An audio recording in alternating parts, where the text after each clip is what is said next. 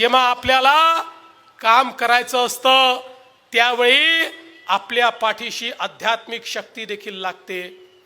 आध्यात्मिक शक्ती ही आपल्याला सन्मार्गाने चालायची ताकद देते।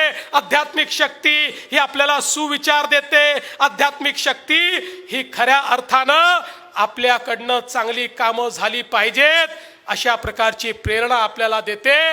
आणि म्हणूनच ही शक्ती प्राप्त करून घेण्याकरता या ठिकाणी आलो। एकीकडे मंचावरून या ठिकाणी रामगिरी महाराजांची शक्ती आणि चराचरात वास करणारी गंगागिरी महाराजांची शक्ती आणि त्या शक्तीचं स्वरूप तुम्ही सगळी मंडळी या ठिकाणी आहात। तुमची शक्ती आणि तुमचा आशीर्वाद या ठिकाणी प्राप्त करतो आणि तुम्हाला पुन्हा एकदा सांगतो, आता या वर्षी आलो, दरवर्षी येणार। आणि तुम्हाला माहिती आहे, मी जेव्हा म्हणतो मी पुन्हा येईल तर मी येतोच।